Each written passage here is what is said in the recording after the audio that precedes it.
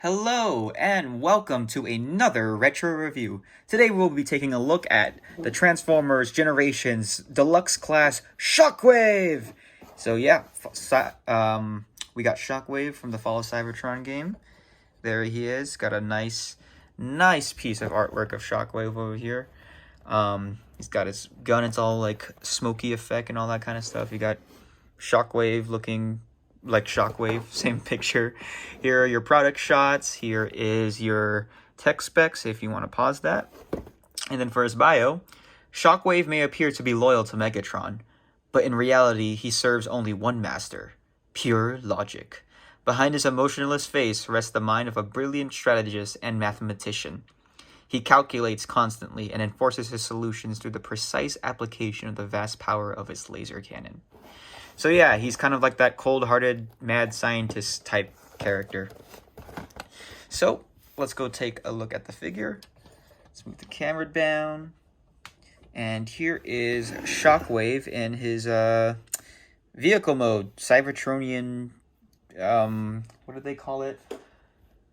His Cybertronian mobile artillery mode. I don't know, it's Cybertronian. It doesn't have to look like anything. But this does look like the model from the game. Very nice, very nice. You know, his cannon actually sits right here as weapon storage, which is really nice for weapon storage to be incorporated that way instead of just sticking out of the, the vehicle like most Transformer figures. So yeah, he has certainly aged a little bit because this section right here won't really tab in together, so that kind of sucks, but that's okay. I don't really display him in vehicle mode anyway, so yeah, you got some thrusters over here. On the other side, you can just see his whole body. But from this angle, looks really good. Not to be honest, there are lots of molded in detail for this guy. You got your panels over here. You got lots of silver, more silver than I would expect. They also made a fake head mold right here. His head's supposed to be right there. It's not really there. It's on the other side actually, which is kind of cool.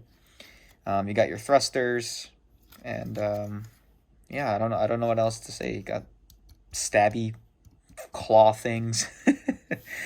For comparison, here is Deluxe Class Starscream, and yeah, so now you can see the difference right there. They look good together, even though they hate each other as characters. Oops. So yeah, you can see the comparison right there. He's definitely longer than Starscream, but not as wide, I guess. But yeah, this is pretty much in scale with the video game. So yeah. I know that I'm not going to be the first one to this, but he also does have a gun mode. Shockwave in the original Generation 1 cartoon did turn into a giant hand cannon thing. So yeah, this was made by the fans, which is really nice. You can just basically untab the thrusters, and then, angle it that way. Oops, I think I just popped the ball joint. Yep. Technical difficulties. Hold on. Let me just untab that. Yeah, popped up a ball joint. That's honestly why ball joints are probably one of my least favorite joints for these figures. One, because they're really fragile and they're easy to pop up. But also, with the testament of time, they do not last longest. I do notice that ball joints tend to be the loosest of almost any joints when they age. Though, actually, a good thing about that is that they are also the easiest to fix. You just kind of apply like floor polish or something like that to tighten up the joints, and this is really, really difficult. I'll be right back. And we are back. Anyway, so yeah, just angle the thrusters that way. You can flip out his chest area, and there you go. You basically have his Generation 1 gun mode. Typically I would flip the fins back here, and yeah, there you go. Pew pew. Need energon. You know, that kind of thing.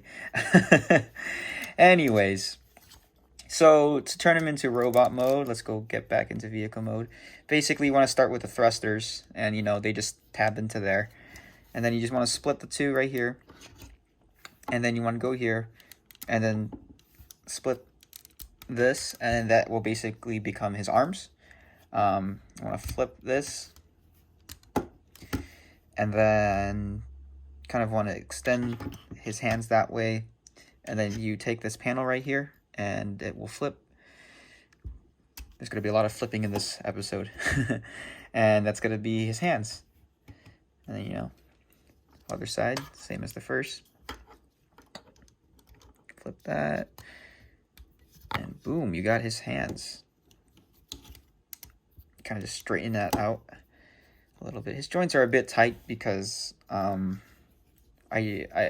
couple of years ago I did tighten up his joints. They were very loose, so you kind of got that going on right now. You look at right here, you split this section, and then you basically have his blaster.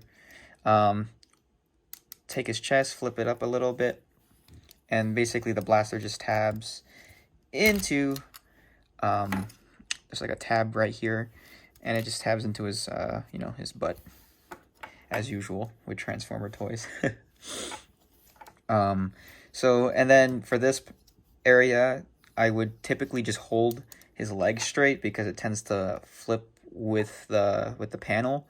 So just hold his legs straight, and then there's going to be this port right over here. And then it doesn't really tab in, it just kind of sits there, which is okay. It doesn't have to tab in. And then, you know, the other side, you do the same as the other one. And yeah, then you just flip up the feet, and that will become his legs. So now you got this, straighten out his legs a little bit. And then you would basically flip the wings up. And then put these shoulders down to make some clearance. And then what's really cool is that when you flip his chest area to here, you see there's going to be this hole and this tab in there. And this is a really cool piece of transformation. And his head basically pops out. Really cool, really cool. You can just put that back in, and then it just, boom. I don't know what does that. I don't really know the engineering behind that, but really nice, and it's never failed me. So get back to the shoulders, and then just tab that into that hole. And then just flip the arms down. Flip the other arms down. And then there you have it. You have Shockwave in his robot mode. And he looks pretty spot on to the video game, not gonna lie. The purple is very nice. And the pink, very nice color scheme. Although I don't really think this is very accurate to the video game. He's more of a he's more of a purple. This is like a dark grape purple kind of thing. But I actually kind of prefer this color scheme more because he stands out a lot more than in front of the other Decepticons. So yeah, just so you can get a image of the head sculpt right here. Come on, camera, focus. Focus.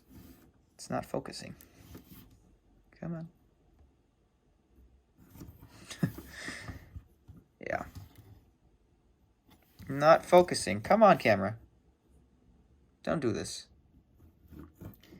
There you go. Just have to fix the setting right there. So yeah, you got the camera, or not the, you got the head sculpt right there. Nice evil Cyclops eye, and you know he's got silver paint on the horns. What's also nice is that they actually took the effort to mold in detail on his neck, all these different wires and stuff. So yeah, beautiful light piping. Really pops. like the other figures like Starscream.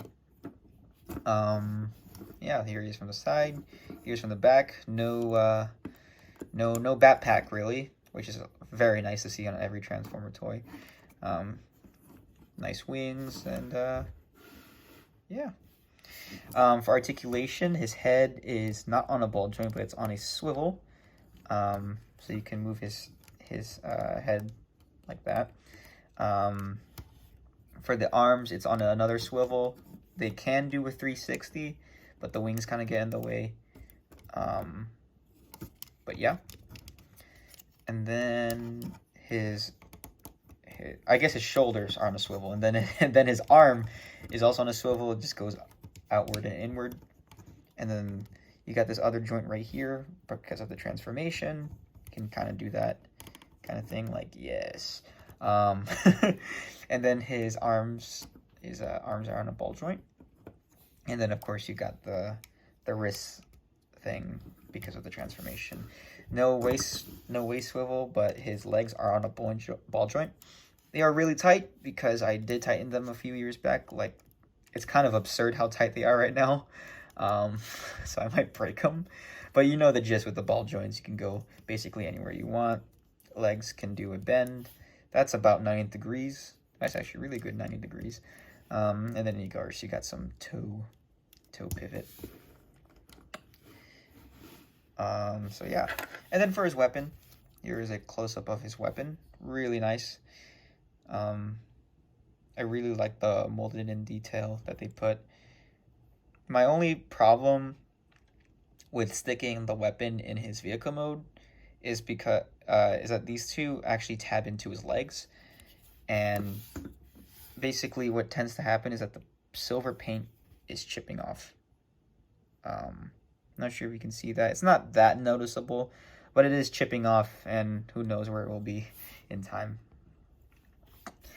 Anyway, and then you can also actually take off this thing, and then I guess this counts as a weapon. It doesn't really look like any weapon from the game, but you can use it as an alternate weapon, which is cool. And it kind of just slides in there. Really nice. And then, of course, Shockwave, you can just have him hold it because he's got this post right here. And then, yeah, you can have that kind of look going on. You could also start on the back because you do have this port. And yeah, it's it's all right if you don't want to give him his weapon, but really Shockwave, our dear Cyclops, needs to have one hand too. So what you want to do is kind of flip over his left hand because it's always on the left hand, and kind of just fold that in back like you're transforming it. And then you see that there are these two slits right here. And on the inside of the gun, there is this port, or not port, there's this tab on the inside. And essentially, you kind of just want to get this tab and put it in that slit right there. And hear that click, and essentially, you have his gun arm, and that is really nice, really smooth incorporation of a transformed hand for Shockwave. So yeah, you can have that look going on. You can, point it at you and say, "This is not logical." Have that look going on. And then, sorry, gotta zoom out a little bit. For comparison, we will bring in Starscream. And bringing in Starscream, here are both of them in their robot modes. And I'm not sure how accurate the scaling is. I'm not sure if Starscream's supposed to be a little bit... He looks taller. He looks taller than Shockwave.